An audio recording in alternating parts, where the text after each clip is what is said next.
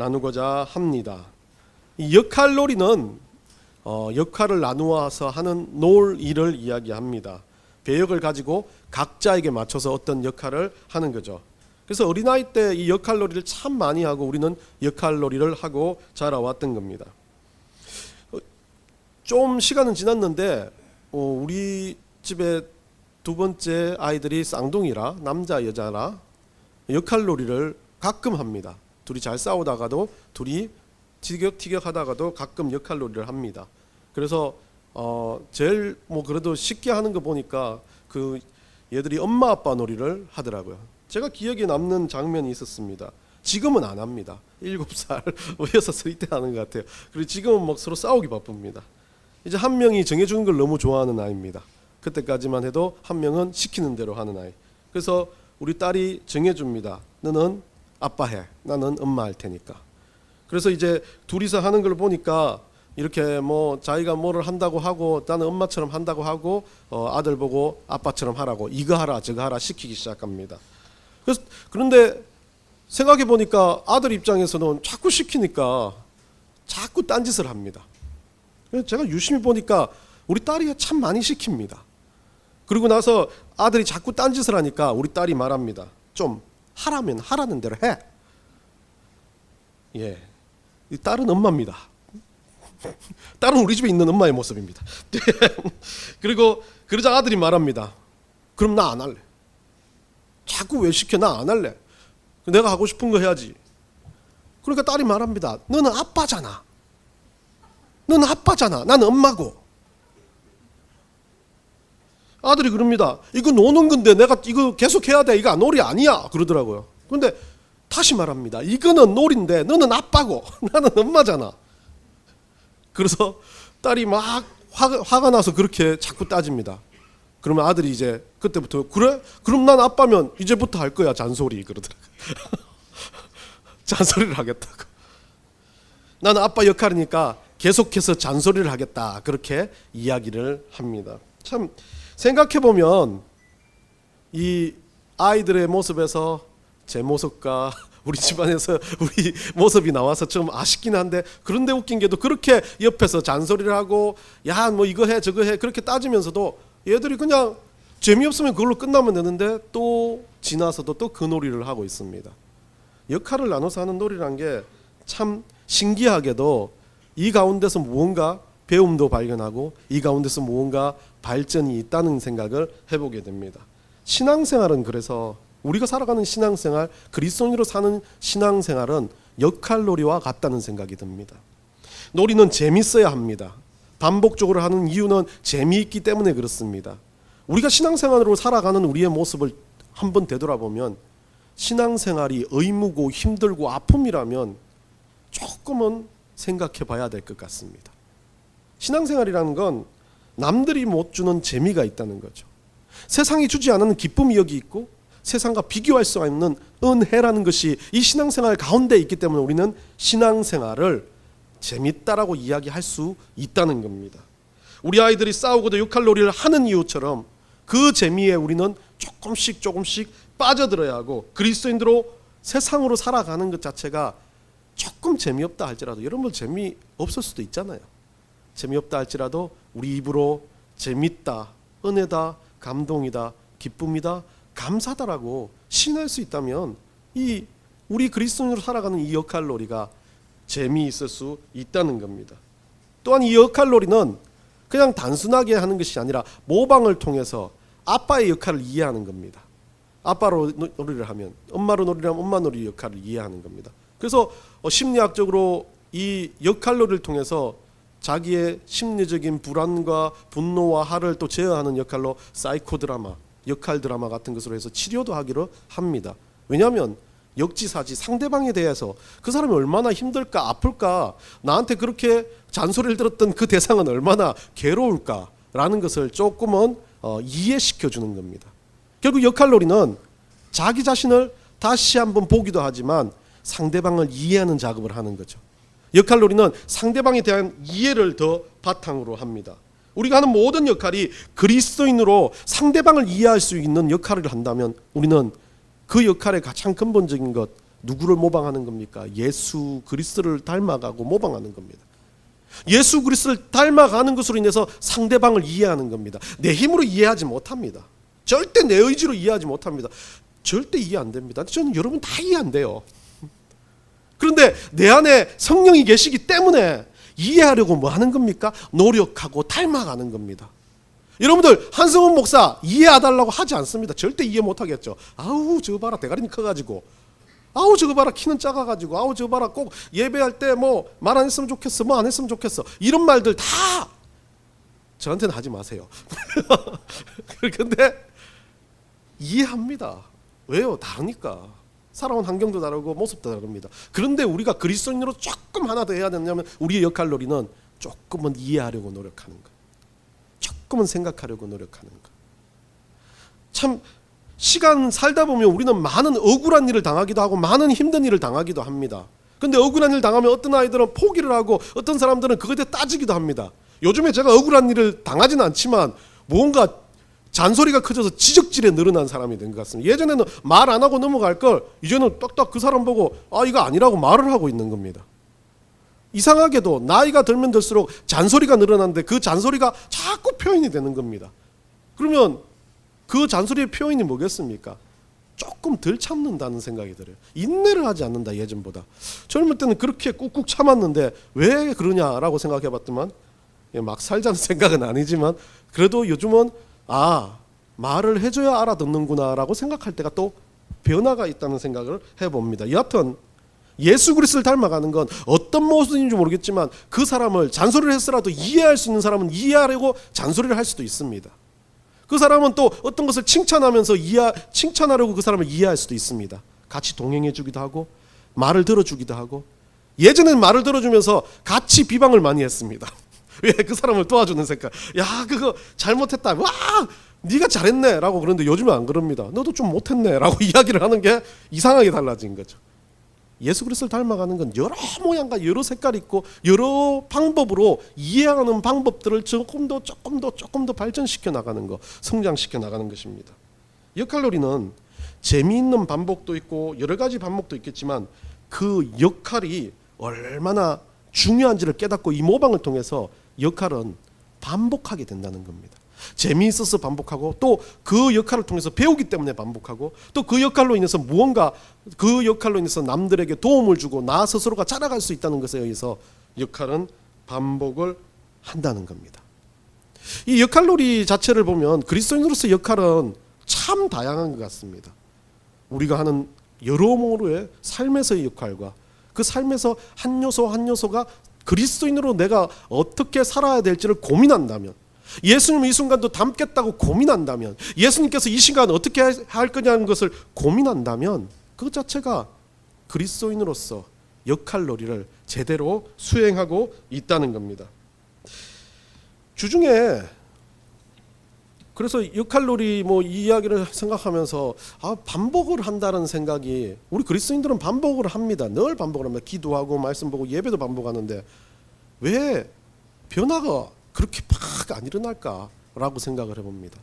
예수 그리스도를 닮아가는 것 자체가 막 극적인 변화, 오늘 사도행전 우리가 읽어보면 엄청난 변화들이 났고 역사가 일어나는데 왜 우리 삶에는 그런 게 안 일어나냐라는 생각을 해보다가 또 이거 말하면 구중을 들을 수 있는데, 주중에 혼자 요즘에 누군가 우리 집에서 엄청난 건강식을 즐기는 사람이 있어가지고 집에서 달콤한 빵을 먹지를 못합니다. 그래서 이게 사람이 이게 거의 중독처럼 그 이상한 빵집 앞으로 지나가다가 그 빵집 앞에서 카스테라, 금방 구운 말랑말랑해 보이는 카스테라가 보이는 겁니다.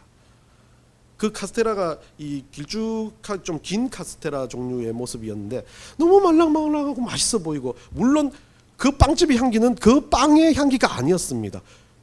그를 나도 모르게 들어가서 사가지고 교회에 와가지고 6층에서 밑에 사람들한테 아무도 알리지 않고 6층에서 긴 빵을, 그 빵들은 칼도 주지 않습니까? 그 빵을 들고 먹으려고 이걸 자르려고 탁 눌렀는데 빵이 확 쪼개지는 거예요.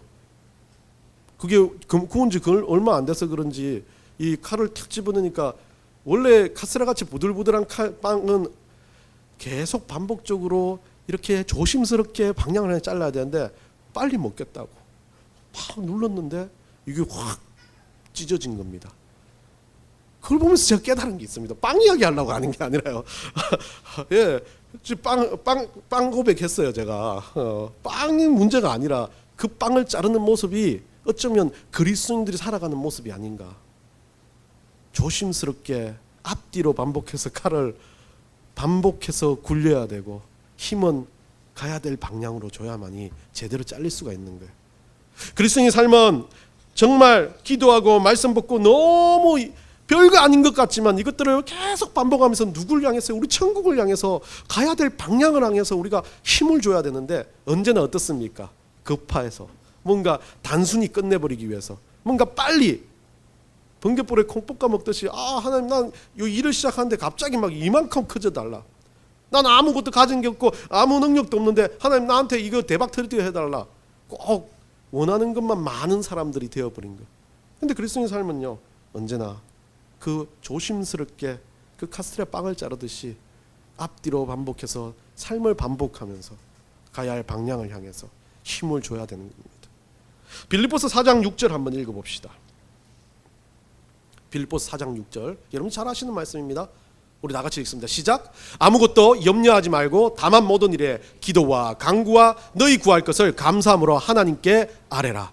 데살로니가전서 5장 18절도 함께 봅니다. 시작. 범사에 감사하라. 이것이 그리스도 예수 안에서 너희를 향하신 하나님의 뜻이니라. 우리가 정말 그리스도인으로 살아가는 것, 역할놀이를 하는 건 어찌 보면 이왕 하는 김에 짜증내고 분노내고 미워하고 다툼으로 하지 말고 이왕이면 정말 하나님 말씀대로 염려나 근심도 하지 말고 반복적으로 꾸준하게 우리 주님 앞에 기도하고 감사하고 기쁨으로 일들을 할 수 있으면 좋겠다는 생각을 해봅니다. 오늘 본문은 이 역할놀이를 하는 그리스도인으로서 역할놀이를 하는 두 명의 부류가 나옵니다. 아볼로라는 사람과 이 중요한 그 브리스길라와 아굴라, 우리가 앞쪽에 이야기했던 사도 바울과 생업을 같이 했는데 천막 만드는 일들을 했던 그 부부였습니다. 오늘 이 본문을 통해서 앞쪽의 본문은 제가 읽지 않았지만 이 앞쪽 본문 앞에 우리가 지난주 이야기했던 지금 1년 6개월 동안 고린도에 바울이 머물렀고 거기에서 참 많은 역할들을 하다가 고린도를 떠나면서 이제 어떻게 합니까? 브리스길라와 아굴라를 데리고 나옵니다. 그래서 에베소까지 같이 왔다가 그 에베소에서 바울은 다시 안디옥으로 가기 위해서 떠나고 그 에베소에 브리스길라와 아굴라가 정착을 합니다. 이 브리스길라와 아굴라는 여러분도 아시겠지만 사업을 하는 사람들이었습니다. 천막 만드는 사업을 하는 사람들이었지만 이 사람들은 그렇게 배우지도 못하고 그냥 돈 버는 일에 익숙한 사람들이었고 로마에 있었던 지난번에 설명드렸던 것처럼 로마에 있었던 어떤 큰 사건들 때문에 로마 유대인들을 핍박하던 그 시기에 그 유대인으로서 쫓겨났던 사람들 중에 한 사람이 있을 가능성이 큽니다. 그리고 이들이 바울을 만나서 복음을 듣고 하나님을 알게 된 겁니다. 1년 6개월 동안 바울과 동행하면서 참 많이 성장하고 배웠다는 그런 이야기를 하면서 오늘 이제 이 본문으로 이어집니다. 사도행전의 이야기들은 물론 역사적인 기록들하고 그냥 그 내용들을 그대로 반복적으로 읽게 되면 아 그렇구나 지나간 거구나 라고 했던 강해들은 참 많이 있습니다. 근데 여러분한테 이렇게 조금은 사도행전의 이야기를 가지고 다른 이야기들을 해드리고 싶었던 이유가 좀 저도 고민하는 겁니다. 사도행전에서 지금 우리의 실제적으로 우리에게 필요한 것을 무엇을 이야기해 줄까? 그 시절에 전도하는 방식 우리한테 어울리지 않을 수도 있고 그 시절에 사도 바울이 떠나오면서 회당에서 말씀을 전하고 회당에서 예수 그리스도에 대해서 가르쳐 알린 거 우리하고는 좀 관련이 없을 수도 있습니다. 너무 잘 알고 여러분들 솔직히 유튜브만 들어봐도 우리 목사님 잘했나 못했나 목사님이 브리스길라와 아굴라 이야기 브리스길라 아굴라 유튜브만 들어봐도 얼마나 많은 신학자들과 많은 사람들이 정보를 쏟아내고 있는 세상입니까? 그런 세상에서 똑같은 이야기의 반복이 아니라 이게 우리 성도들에게 뭐 도움이 될까라는 생각을 해보니까 이 브리스길라와 아굴라 아볼로라는 사람이 조금 다른 모습 이야기를 하나를 기록해 놓습니다. 아굴라의 처음 등장인 이 아굴라가 처음 등장 아볼로가 처음 등장하는데 이 아볼로라는 사람 자체가 여러분도 잘 아시겠지만 엄청나게 똑똑한 석학 중에 하나였습니다. 오늘 본문에 뭐라고 되어 있습니까? 24절입니다. 알렉산드리아에서 났습니다. 알렉산드리아는 이 이집트 땅에 있습니다. 이집트 땅에 있는 이 알렉산드리아는 나일강에 있는 하류 북동에 있었던 그 항구 도시, 지중해성 항구 도시인데, 이 도시가 엄청난 도시죠. 알렉산더 대왕이 이 원정해 가지고 그 땅을 점령하면서 만든 그 최대의 항구 도시이자 군사적인 요충지, 그리고 알렉산더 대왕이 이용하고자 하던 가장 무용의 중심로로 이용했습니다. 그러다 보니까 여기에 금융의 중심지였고요, 의복, 유리, 파피루스, 예전 이 시절에 있어야 할 아주 고귀한 물건들이 유통이 되는 지역이었습니다. 이 지역이다 보니까 엄청나게 활동적이고 생기차고 부가 넘치는 도시였습니다. 이 도시 출신의 중요한 건 부가 넘치니까 뭐를 하기 시작합니까? 이 도시가 학문적인 연구에 모든 것을 투자합니다. 그러다 보니까 이 도시에서 공부를 하고 이 도시에서 뭔가 똑똑하다 하면 세계적인 석학이라고 보면 되죠. 아볼로는 이 도시에서 공부를 했고 이 도시에서 추앙을 받는, 그것도 이 구약, 특히 구약학에 대해서는 완전한 박사학위를 받았고 석학 중에 한 사람이라고 볼 수 있는 사람이 아볼로라는 사람입니다. 이 아볼로는 언변도 좋았고 성경에도 능통했습니다. 그래서 생각해보면 우리가 제일 싫어하는 부류의 사람입니다. 다 가졌습니다. 말도 잘하고 성경도 잘 해석하고, 가는 곳마다 어때요? 여러분들 대학 교수님들 보면 설교할 때 좀 고린도전서 후서, 구약은 몇 건, 신약은 몇 건, 오세요. 읽기식으로 하는데 이 사람은 사람들이 모이고 회당에만 가면 난리가 납니다. 그래서 완전히 스타 같은 그런 이 학자였습니다. 근데 이 사람이 그냥 단순하게 그렇게 언변만 좋고 성경만 능통한 게 아니었습니다. 열심도 있는 겁니다. 노력도 하는 겁니다. 참 제가 보기엔 제일 부러운 사람입니다. 다 가지고도 노력하고 있는 사람. 성공학으로 보면 성공하지 못하는 것이 힘든 사람. 그게 아볼로였습니다. 이 아볼로는 누구보다도 이 능통하다는 이야기, 성경에 능통하다는 이야기를 이렇게 적어놨는데, 이 능통하니 우리가 잘 아는 독특한 단어에서 나왔어. 디나미스. 예전에 여러분과 디나미스에 대해서 이야기를 하지 않았습니까? 기억할 수가 없겠죠. 절대. 제가 상기시켜주지 않으면 기억할 수가 없는 디나미스. 디나미스는 기억은 좀 하시면 좋을 것 같아요. 성령의 능력. 그래서 디나미스를 제가 예전에 뭐라고 그랬습니까? 전기가 딱 꺼져 있었는데 정전이 일어났는데 암흑 같은 정전에서 불안하고 떨리고 힘든 상황인데, 여러분들 발전기 돌아가면서 전기가 확 오면 막 집에 불이 켜지고 환풍기 돌아가는 소리가 나고 우웅 하면서 뭔가 새롭게 역동력 있게 일어난다는 느낌, 그게 디나미스라는 거죠. 그 디나미스의 권능, 능력을, 그러니까 성령의 권능을 디나미스로 많이 표현을 합니다. 그런데 이 디나미스에서 나온 여기에서 능통한 이 디나토스라는 단어를 쓰고 있는데, 이 디나토스는 그런 권능이 아니라 인간적인 능력, 인간이 가지고 있는 똑똑한 지능, 힘, 능력, 풍부한 지식, 이해력, 전달력, 이 사람은 인간으로 가지고 있을 수 있는 가장 좋은 능력을 가지고 있는 사람이었습니다. 그리고 25절을 보면 이 사람이 일찍 주의 도를 배웠고 뭐 했다고요? 열심으로 다 가졌어요. 예수에 가는 것에 자세히 말하니, 그것도 일찍 그 구약도 잘 알고 성경이 능통하지만 예수님에 대해서도 배웠어요. 누구를 통해서? 요한을 통해서 배웠죠. 요한을 통해서 예수님을 배워가지고 사람들한테 지금 자기가 가지고 있는 그 논리를 가지고 예수 그리스도를 전하고 있는 상황이었습니다. 그 해당해서 이 말들을 브리스길라와 아굴라가 이렇게 듣고 있었습니다. 근데 참 신기한 건요, 이 회당에서 담대히 26절입니다. 그 회당에서 담대히 말하기 시작하거늘 브리스길라와 아굴라가 듣고 뭐라고 적혀 있습니까?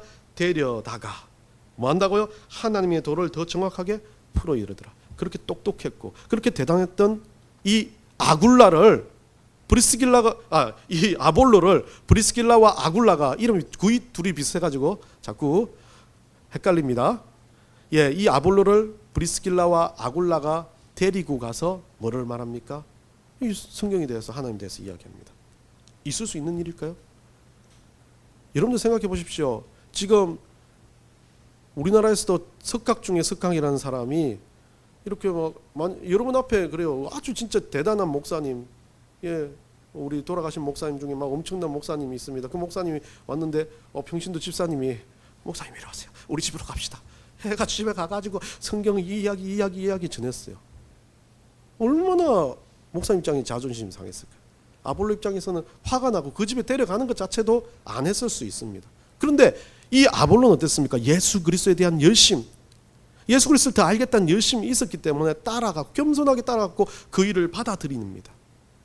참 이 사건의 이야기를 보면 왜 이 부분을 굳이 아볼로의 성경에 기록되는 순간을 이렇게 적었는지 저는 사도 바울의 의도를 알 것 같습니다. 결국 우리가 살아가는 우리의 삶에서 보면요, 예수 그리스도를 믿는다는 건 잘나고 못난 것이 아니었습니다. 지위의 높고 낮음이 아닙니다. 사람이 어떤 일들을 하게 되는 것 자체가 세상에서는 지위가 있고 위치가 있고 무언가 있지 모르겠지만 예수님을 알아가는 건 지위와 위치와 지식과 가지고 있는 능력으로 되는 게 아니라는 것을 보여줍니다. 각자가 가지고 있는 정말 하나님을 사랑하는 역할들이 다 따로 있다는 것을 이야기해주고 있는 거죠. 역할이 모두 예수님을 닮아가는 것이고 말씀을 닮아가는 것이라면 누군가 나에게 말씀의 풍요가 되고 누군가 나에게 은혜를 끼치는 이야기들을 할 수 있다면 그것들을 받아들일 수 있는 것 자체도 은혜가 될 수 있는 겁니다. 사도행전 8장 10절 한번 읽어봅시다. 사도행전 8장 10절입니다. 다 같이 읽습니다. 시작. 낮은 사람으로부터 높은 사람까지 다 따르며 이르되 이 사람은 크다 일컫는 하나님의 능력이라 하더라. 예, 우리가 가지고 있는 높고 낮음은 우리가 정하지 않습니다. 그리스도인들이 높고 낮음 역할이 잘 되고 못된 것이 아니라 모두 다른 역할을 하되 그것 다 우리 하나님께서 주시는 역할이기 때문에 우리의 모든 역할은 그리스도에 살아가는 모든 삶은 작은 겁니까 큰 겁니까? 크다라고 이야기하는 거죠. 주를 위해 살아가는 모든 삶은요 다 크다는 거예요. 그냥 돈 버는 사업가라도 공부를 하는 학식이 풍부한 경험자라도 나이 들었던 있는 어른이라도 어린 아이라도 예수 그리스도를 위해서 닮아가고 똑같이 말씀으로 살아갈 수만 있다면 그것 자체가 주님이 주시는 역할이고 주님이 주신 큰 이 땅에서 주신 사명이라는 거죠. 아볼로는 지식의 깊이는 넘쳐났지만 그 지식의 깊이에서 예수 그리스도를 제대로 삶으로 이해하지 못했을 겁니다. 그러나 브리스길라와 아굴라는 힘들어보고 추방도 당해보고 누군가에게 돈 몇 푼 때문에 무시도 당해보고 아팠기 때문에 그 삶에서 있는 예수 그리스도를 알았고 그 예수 그리스도에 대해서 간증과 같이 아볼로에게 전했고 그 아볼로는 어떻게 됩니까? 오늘 본문에서는요 다른 역할로서 하나님의 역사가 일어납니다. 사람들은 모두가 다릅니다. 가진 지식도 삶도 살아온 환경도 모두가 다릅니다. 그런데 이런 모든 사람들이 다양하게 모여서 예수 그리스도를 예배하면서 예수 그리스도와 함께 그리스도인으로 살아갈 수 있게 하는 공동체가 우리 교회라는 공동체입니다. 이 교회 안에 들어온 모든 사람은요 같은 사명을 받은 겁니다. 역할은 다르지만 똑같은 하나님의 백성으로서 디나미스의 권능을 가지고 세상에서 하나님을 알리고자 하는 사명, 세상에서 복음을 전하고자 하는 똑같은 사명을 받은 사람들입니다. 그럼 어떤 사람은 자기가 가진 지식으로 합니다. 어떤 사람은 자기가 가진 능력으로 합니다. 어떤 사람은 자기가 가진 건강으로 합니다. 어떤 사람은 자기가 가지고 있는 정말 좋은 사회성으로도 그 일들을 할 수 있습니다.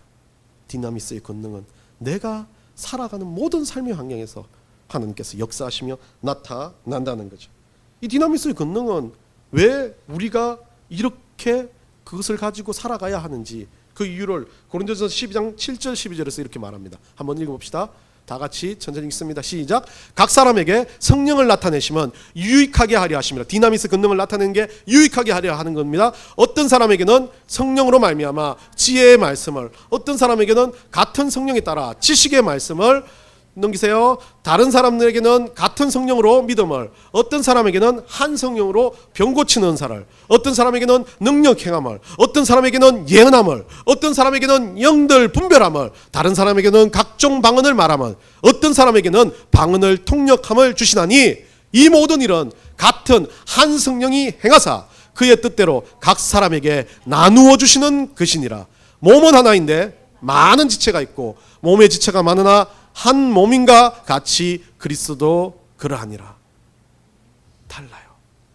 우리가 받은 은사도 다를 수 있고 우리가 받은 일도 다를 수 있고 환경도 다를 수 있습니다. 생김새 모양 모든 게 다릅니다. 그런데 우리는 다른 몸이지만 한 성령을 받은 백성들로서 우리는 똑같은 하나님을 위해서 일들을 해가는 거죠. 그렇게 해서 그 결과는 어떻습니까? 27절에 봅니다. 27절에 보면요, 아볼로가 아가야로 건너가고자 하는데 형제들이 그를 더 격려하고 편지도 써주고 가가지고 이제 28절에 성경으로서는 예수 그리스도를 증언하고 공중 앞에서 힘있게 유대인의 말을 이기게 되는 역사가 있는 거죠. 이제 아볼로가 어린아이와 같아지는 겁니다. 그 자기의 역할 가운데 자기는 엄청 잘 가르치고 엄청 대단한 사람이라고 이 사람이 생각했다면 이 브리스길라와 아굴라 이야기를 듣지 않았을 겁니다. 그런데 그 말을 듣고 그 안에서 더 뭐가 일어나요? 디나미스, 이제 디나토스가 아니라 내 능력이 아니라 내 안에 있는 디나미스의 성령의 권능께서 허락하신 은혜가 샘솟기 시작하면서부터 그때는 완전히 폭풍과 같은 사람이 되는 거죠. 어떻게 합니까? 어린아이와 같아진 거. 가려고 막 쪼릅니다. 제자들한테 이야기합니다. 나 이제 떠나가지고 아가야 가서 이제 전도하고 싶다고 이야기합니다. 어디로 떠나도 어떤 일을 하든지 새로운 일들을 만들든지 하나님의 능력을 위해서, 하나님 역사를 위해서 막 견디지 못하는 마음을 두고 그 일들을 하고자고 이야기합니다. 불평하고 불만스럽고 짜증난다면 이런 일들 하겠습니까? 아볼로는 그랬습니다. 이 인생을 두고 하나님을 위해서 내가 뭘 할지 열심을 가지고 있었던 그 앞시기에는 자기가 가진 지식에 쌓여 있었습니다. 그 지식이 대단한 거로 생각했습니다. 근데 그 지식의 역할과 함께 그 안에 성령의 불일 듯하는 디나미스의 권능이 들어가는 순간 이 사람은 그때부터 자기 삶의 불평이 자기 역할의 불평이 아닙니다. 역할 자체가 견디지 못하는 기쁨과 즐거움이 있는 겁니다. 역할 가운데 막 은혜가 흘러 넘치는 겁니다. 감사가 흘러 넘칩니다. 예수 그리스도를 닮아가기 위해서 노력하는 것 자체가 좋아서 견디지 못하는 사람이 되어버리는 겁니다. 그냥 내가 아무것도 아닌 일 하나만 해도 밥 한 공기를 그냥 숟가락으로 떠먹고 있어도 기쁘고 감사하고 그 안에서 은혜가 흘러 넘치게 만드는 것, 그게 디나미스의 권능입니다. 그 권능을 가지고 나아가는 모든 자리는 그리스도인의 역할을 하는 겁니다. 역할 놀이를 하는 겁니다. 아볼로도 정말 자존심도 당했을 겁니다. 상대의 석학이었는데요. 근데 일개 모르는 범부의 부인들이 그 가족의 부부가 와가지고 자기한테 가르치는 거 얼마나 자존심 상했을 겁니까? 근데 자존심을 높이지 않았습니다. 그 안에서 예수 그리스도를 발견합니다. 그 안에서 디나토스가 아니라 내 능력이 아니라 우리 하나님의 디나미스의 능력을 발견합니다. 그러면서 그때부터 바뀌기 시작합니다. 그때부터 눈이 바뀌고 그때부터 삶이 바뀌고 그때부터 가는 방향이 바뀝니다. 그러니까 누구도 말하지 않는데 스스로 길을 걸어서 오지로 촌으로 말씀을 들고 들어가지고 합니다. 자기 추앙받는 그런 많은 사람들이 와 잘해준다는 그런 석학의 자리, 많은 교인들이 넘쳐나서 할렐루야 아멘 하고 막 우리 목사님 대단하고 하는 자리가 아니라 오지로 들어가 우리 하나님을 선포하고자 합니다. 그 자리에 우리 하나님이 계시고자 원하는 거죠. 이 사람들은 얼마나 들을 게 많고 얼마나 받을 게 많냐라고 생각합니다. 그래서 아볼로는 그 디나미스의 권능을 받자마자 떠나고자 합니다. 전도하기 위해서, 말씀 전하기 위해서 오지로 들어가고 자기의 삶을 주님 앞에 드리기 위해서 행동으로 그 일들을 나타내기 시작합니다. 우리는 어떤 사람들입니까? 그리스도인입니까? 저도 저에게 다시 되묻습니다. 늘 내 삶에 똑같은 방향에 쩌들어서 그리스도인 양 살아가는 그냥 꼭두가시 같은 인생을 사는 건 아닌가? 디나미스가 아니라 디나토스만 가지고 살아요. 그러니까 뭐가 생겨요? 내가 가진 머릿속에서 생각으로 뭔가 안 되면 분노가 치밀어 올라요. 짜증이 치밀어 올라요. 그게 기준을 세워요. 잔소리를 하게 돼요. 왜? 내가 가진 디나토스이기 때문에 그래요. 내가 가진 능력이기 때문에요. 내 능력에서 해결이 안 되면 그때부터 분노가 와요. 왜 안 되냐고. 근데 디나미스는 내 능력으로 해결 안 되는 것에 분노하지 않습니다. 은혜로 감사하기 시작하는 거죠. 주신 은혜이기 때문에 그것도 나의 부족함이라고 주님 앞에 아주 호련하게 무릎을 꿇을 수 있는 능력이 되는 겁니다. 아볼로가 그랬습니다. 아볼로는 그런 사람이 된 겁니다. 이렇게 많은 역할들을 가진 그리스도인들을 역할놀이를 하면 우리 하나님께서는 그 일들로 인해서 하나님의 나라를 써가십니다. 이 땅 가운데 살아가는 모든 삶의 환경을 하나님의 나라로 바꿔가십니다. 브리스길라와 아굴라가 하지 못했던 지식으로 영향력을 끼치고자 하는 그 일들을 그 디나미스를 알았던 아볼로가 가서 하기 시작하는 겁니다. 언어가 잘 되어 세상으로 끝으로 갈 수 있는 사람이 그 언어를 가지고 나아가는 것처럼, 돈이 있는 사람이 돈을 써서 하나님 나라 일을 하는 것처럼, 자기 힘을 가지고 자기의 육체적인 능력을 가지고 하나님 일을 하는 것처럼 자기의 역할에 맞게끔 누구도 하나 시기 질투하지 않고 그 일을 위해서 하나님의 영광을 위해서 하는 것, 그것 자체가 그리스도인의 역할놀이라는 겁니다. 로마서 8장 28절 읽고 말씀을 마무리합니다. 다 같이 읽습니다. 시작. 우리가 알거니와 하나님을 사랑하는 자 곧 그의 뜻대로 부르심을 입은 자들에게는 모든 것이 합력하여 선을 이루느니라. 우리가 늘 생각하는 구절이지만 아주 우리 머릿속에 깊이 새겨서 우리는 기억해야 됩니다. 우리가 하는 역할들은 작은 역할들이 아닙니다. 우리가 하는 역할들은 교회 와서 예배하고 밥 한 그릇 먹고 가고 집사님들한테 인사 한번 하고 가고, 이 모든 역할이 예수 그리스도 안에서 합력하여 선을 이루는 하나님의 역사임을 기억하시고 그 가운데 감사함이 넘치기 원합니다. 그 가운데 한 주간 여러분 삶의 기쁨으로 그 가운데 은혜를 발견하는 삶이 되시기를 간절히 축원합니다.